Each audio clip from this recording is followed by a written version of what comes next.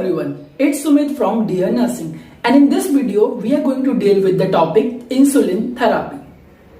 आज के वीडियो में हम डिस्कस करेंगे कि इंसुलिन हमारी बॉडी में कहाँ प्रोड्यूस होती है, किन किन पेशेंट्स को हम ये दे सकते हैं। उसके बाद हम देखेंगे types of insulin in two types. पहला हम देखेंगे बेस्ड ऑन द सोर्स कि हम इस इंसुलिन को कहाँ से डिराइव कर सकते हैं। उसके बाद हम देखेंगे based on the duration of action. Next हम देखेंगे कौन कौन से साइट्स हैं हमारी बॉडी में टू एडमिनिस्टर द इंसुलिन, और लास्ट में हम देखेंगे some facts and related nursing care to insulin therapy. So let's start the video. जब भी हम बात करते हैं इंसुलिन की तो हमें याद आना चाहिए हमारी बॉडी का एक most important organ, that is pancreas. Pancreas are made up of mostly islets of Langerhans. These are the types of cells. और islets of Langerhans में भी most important cell is beta cell. So beta cells are responsible for the production of insulin. And insulin क्या है? एक तरीके का hormone. Next हम बात करते हैं फंक्शन क्या होते हैं इस इंसुलिन के। तो हमें पता है कि हमारी बॉडी के सेल्स को वर्क करने के लिए एनर्जी चाहिए, और जो भी हम फूड खाते हैं वो हमारे इंटेस्टाइन में जाके कन्वर्ट हो जाता है in the form of glucose, और यही ग्लूकोज हमारे इंटेस्टाइन से अब्सॉर्ब होता है और जाता है ब्लड में। तो ग्लूकोज ब्लड में पहुंचने के बाद सेल्स तक पहुंचना जरूरी है ताकि सेल्स इफेक्टिवली फंक्शन कर सके for energy.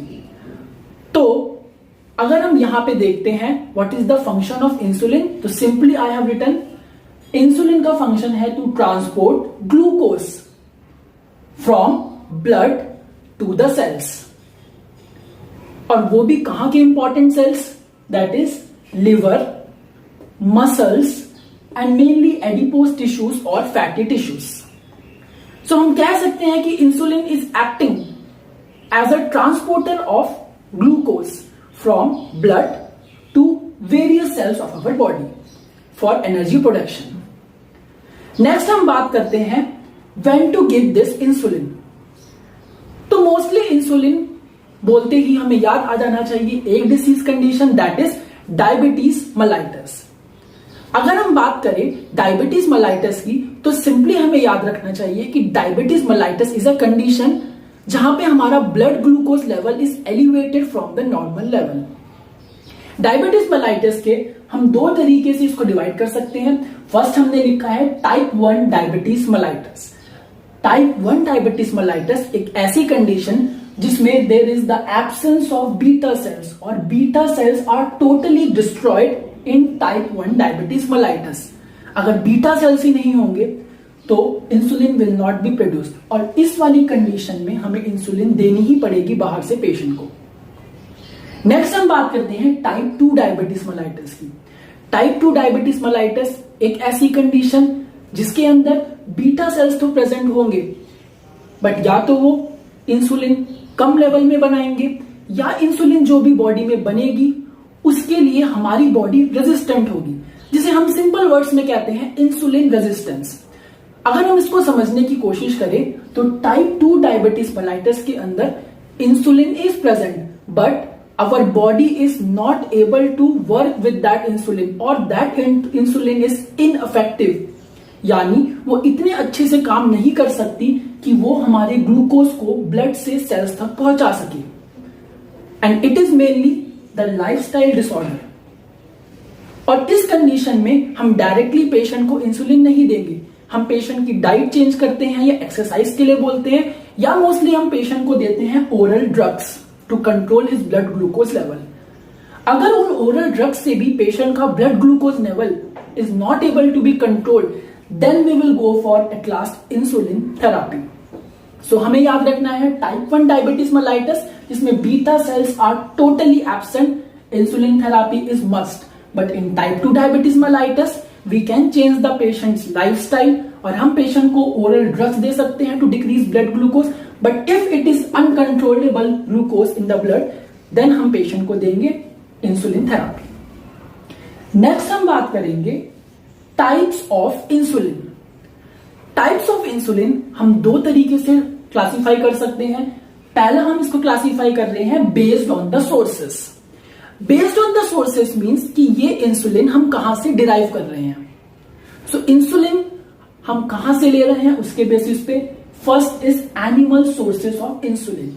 Animal sources of insulin means कि हम किसी एनिमल के पैनक्रियास से इंसुलिन को कलेक्ट कर रहे हैं और उसको in the form of medication manufacture कर रहे हैं। मोस्टली हम जो एनिमल्स यूज कर रहे हैं for this insulin is pork and beef. Next हम बात करते हैं human sources. Human sources means ऐसी इंसुलिन जो ह्यूमन से ली जा रही है नहीं, that is ethically not possible. तो हम क्या करेंगे, लैब में ऐसी इंसुलिन प्रिपेयर करेंगे जो सिमिलर टू ह्यूमन हो और उसी को हमने लिख दिया it is synthetically prepared in the lab with various new technologies. और मोस्टली हम जो यूज करते हैं that is this insulin only synthetically prepared in the labs. Next हम आगे चलते हैं, हमने इसको एक तरीके से क्लासिफाई कर दिया based on the sources. Next हम इंसुलिन को क्लासिफाई करेंगे based on the duration of action. Based on the duration of action का मतलब यहां पे सिंपल सा ये होगा कि कौन सी इंसुलिन कितनी फास्ट एक्ट करेगी उसे हम सबसे टॉप पे रखेंगे और जो इंसुलिन बॉडी में जाने के बाद बहुत स्लो एक्ट करेगी उसे हम लास्ट में रखेंगे।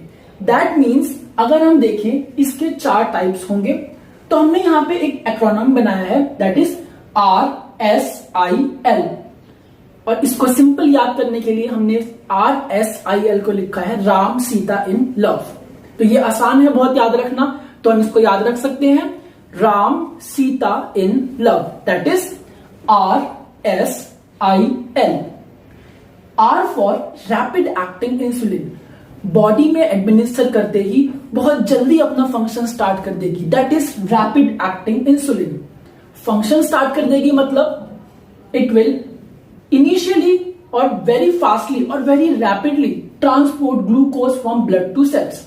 Next is short acting insulin, जो थोड़ा टाइम लेगी रैपिड से ज्यादा to act. Next intermediate acting insulin, जो शॉर्ट एक्टिंग से थोड़ा और ज्यादा टाइम लेगी टू एक्ट। और लास्ट में है लॉन्ग एक्टिंग इंसुलिन, जो इंटरमीडिएट से भी थोड़ा बहुत ज्यादा टाइम लेगी टू एक्ट जब हम पेशेंट की बॉडी में इसको एडमिनिस्टर करेंगे। क्लिनिकली हम बहुत सारी इंसुलिन यूज करते हैं फॉर द पेशेंट्स, तो इन्हीं सारी इंसुलिन के एग्जांपल्स को याद करने के लिए हमें बस एक वर्ड याद रखना है दैट इज इंसुलिन, सिंपल। और इन्हीं से हम सारे नाम याद रख सकते हैं। तो कैसे देखते हैं,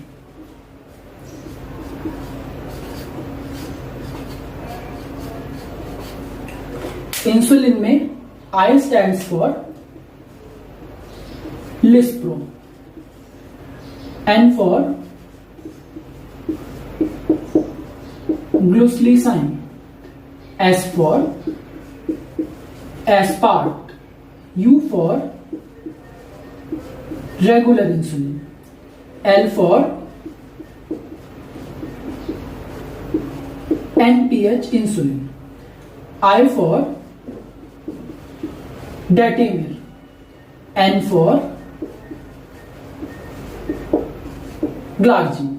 तो पहले 3 that is lispro, glucosamine and aspart, ये हैं हमारे types of rapid insulin.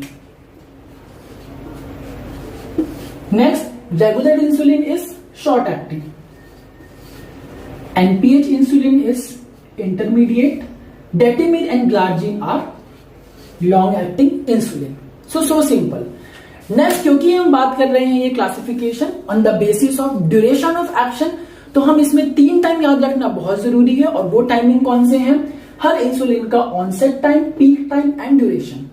Onset time वो टाइम जब इंसुलिन एक्ट करना स्टार्ट करती है हमारी बॉडी में पहुंचते ही, जब उस इंसुलिन का हाईएस्ट या मैक्सिमम फंक्शनिंग होती है हमारी बॉडी में, दैट इज पीक टाइम। और कितनी देर तक वो हमारी बॉडी में रहती है, एक्ट करती है, टोटल इज ड्यूरेशन। सो हम स्टार्ट करते हैं जैसा कि हमने याद किया था राम सीता इन लव। तो पहला हम याद करते हैं रैपिड एक्टिंग। रैपिड एक्टिंग के अगर हम वाइल्स को देखते हैं तो that vial looks like clear in colour. Example हम पढ़ चुके हैं, onset time is 15 minutes, peak is 1 hour and duration is total for 3 hours. इसको याद करने के लिए एक सेंटेंस हमें याद करना है, 15 minutes feels like an hour during 3 rapid responses. Simple. 15 minutes feels like an hour during 3 rapid responses. Next is short acting insulin, also clear in color. Example हमने पढ़ लिया रेगुलर इंसुलिन, जो कि सिमिलर होता है ह्यूमन इंसुलिन के. That means chemically it is similar to human insulin and most commonly used. Next onset time 30 minutes, peak time 2 hours, duration is total of 8 hours. कैसे याद करेंगे इसको? Simple. Short staff nurses went from 30 to 8 patients. Short staff nurses went from 30 to 8 patients. Next is intermediate acting insulin. Intermediate acting insulin का एक most important बात कि इसका colour कैसा होता है? Cloudy.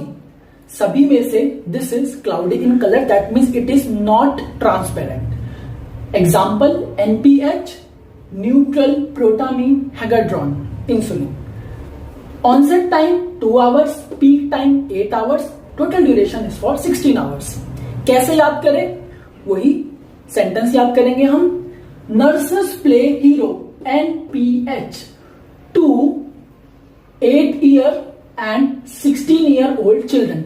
Nurses play hero to 8 year and 16 year old children. Last, long acting insulin is also clear in colour. Example हम पढ़ चुके हैं.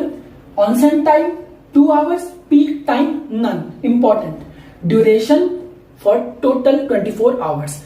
नाम से ही पता लग रहा है हमें लॉन्ग एक्टिंग है, तो बहुत देर तक ये अपने एक्शन को रखेगी और बहुत स्लो वर्क करेगी, और इसका कोई भी पीक टाइम नहीं होता because it maintains our blood glucose level for longer time. याद कैसे करेंगे? The two long nursing shifts never peaked but lasted for 24 hours. तो अब हम पढ़ेंगे various sites of administration of insulin, और इसको समझने के लिए हम इस डायग्राम से देखेंगे. This is the front portion of our body and this is the back portion. So अगर हम एरियाज देखें कि कहां हम इंजेक्ट कर सकते हैं इंसुलिन को, तो पहला हम देखते हैं अब्डोमेन. अब्डोमेन के फ्रंट वाले दिस रेडेंट पोर्शन में, that means around the navel. Next is our abdomen के ही बैक वाले पोर्शन में.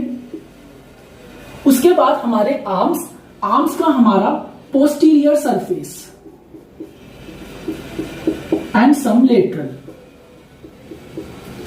देन थाइस का anterior surface and some lateral.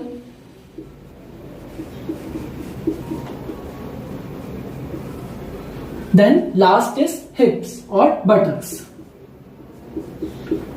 ये वाले एरियाज हम क्यों चूज कर रहे हैं? Because these are the areas जहां पे सबक्यूटेनियस टिश्यू बहुत ज्यादा है, और मोस्टली इंसुलिन को हम सबक्यूटेनियस से इंजेक्ट करेंगे. देन हम बात करें अगर रेट ऑफ अब्जॉर्प्शन की, तो याद रखना बहुत आसान है.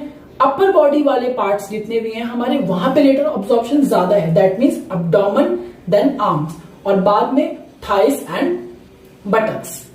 उसके बाद हम बात करें रूट की, तो हम मोस्टली इंसुलिन को देते हैं सबक्यूटेनियसली. हम किसी भी इंसुलिन को ओरली नहीं दे सकते because it is destroyed by our gastric juices. तो मोस्टली सबक्यूटेनियसली, एंड अगर इंट्रावीनस देना होगा सो मोस्ट इंपॉर्टेंट हम ओनली रेगुलर इंसुलिन को ही इंट्रावीनसली दे सकते हैं. Any other insulin can not be given intravenously. Next हम बात करते हैं some facts and nursing considerations related to insulin. इससे पहले हमें एक बात जानना बहुत जरूरी है. जब भी हम पेशेंट को इंसुलिन देंगे तो उसके ब्लड के अंदर ग्लूकोज सम अमाउंट प्रेजेंट होना चाहिए ताकि वो इंसुलिन उस पर एक्ट कर सके. अगर पेशेंट ने फूड नहीं लिया है तो हो सकता है थोड़ा बहुत जो ग्लूकोज उसके ब्लड में है इंसुलिन उस पर एक्ट करे और patient can go into hypoglycemia. इसीलिए always remember before giving insulin we have to check कि पेशेंट ने फूड लिया है या नहीं लिया है, और उसके लिए हर इंसुलिन का हमें ऑनसेट टाइम याद रखना जरूरी है क्योंकि उतने टाइम बाद वो एक्शन अपना स्टार्ट कर देगी और पेशेंट के ब्लड में glucose should be there. So for rapid acting insulin देने के within 5 to 15 minutes we have to give food to the patient because it is the onset time. Then short acting insulin में we have to give food within 20 to 30 minutes.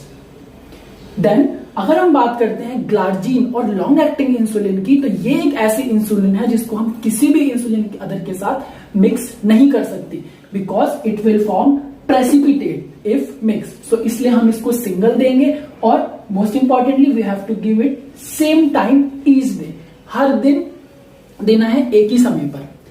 Next हम बात करते हैं अगर हम किसी insulin की combinations को दे रहे हैं, फॉर एग्जांपल अगर हम रेगुलर इंसुलिन और एनपीएच इंसुलिन को एक सिरिंज में मिक्स करके दे रहे हैं, तो हमें हमेशा सबसे पहले रेगुलर इंसुलिन को विड्रॉ करना है, देन हमें एनपीएच इंसुलिन को विड्रॉ करना है।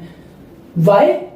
बिकॉज वी डोंट वांट कि रेगुलर इंसुलिन की जो हमारी वाइल है वो एनपीएच इंसुलिन इसमें आके मिक्स हो, क्योंकि इसके वजह से कंटामिनेशन हो सकता है। So always remember registered nurse RN, that is regular should be taken first, then NPH should be taken first and then mixed.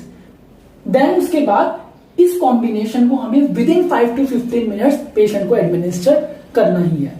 उसके बाद हम बात करते हैं एनपीएच इंसुलिन की। तो जैसा कि हमने पढ़ा था, NPH insulin is cloudy in appearance, तो इट विल फॉर्म सस्पेंशन। तो इसीलिए हमें एनपीएच इंसुलिन को we have to roll within our palms before administration. Next हम बात करते हैं साइट्स की। अगर हम इंसुलिन को अब्डोमेन में या किसी भी साइट पे दे रहे हैं, तो सेम साइट पे हम उस साइट को 2 to 3 वीक्स बाद यूज करेंगे।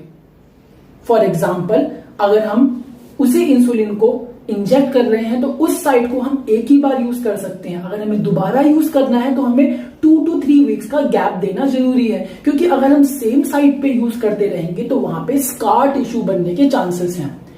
नेक्स्ट हम बात करते हैं we have to rotate systematically the injection site within 1 anatomical area to prevent complication.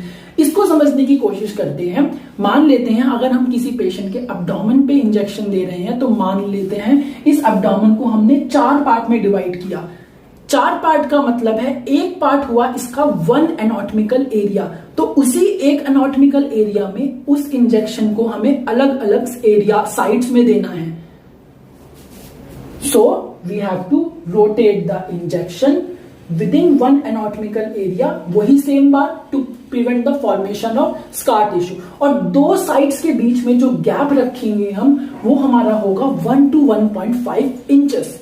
That means 2 side अगर हम इंजेक्शन की ले रहे हैं, फॉर एग्जाम्पल एक बार हमने यहां इंजेक्ट किया, तो दूसरी बार जो हम इंजेक्ट करेंगे तो दूसरे साइड के बीच में distance should be 1 to 1.5 inches और 2.5 to 3.8 centimetre, same to prevent complications. Next हम बात करेंगे, हमें कभी भी उस एरिया को आफ्टर इंजेक्शन मसाज नहीं करना, कोई हीट नहीं देनी या ज्यादा मूवमेंट या एक्सरसाइज नहीं करनी है, क्योंकि इसकी वजह से रेट ऑफ अब्जॉर्प्शन बढ़ जाएगा और इंसुलिन का एक्शन भी फास्ट हो जाएगा, जो हम नहीं चाहते हैं। नेक्स्ट हम बात करेंगे कि अगर कोई स्कार टिश्यू या थिकनिंग हो रखी है उस साइड पे, तो हमें वहां पे इंसुलिन को नहीं देना है, because it will decrease the rate of absorption.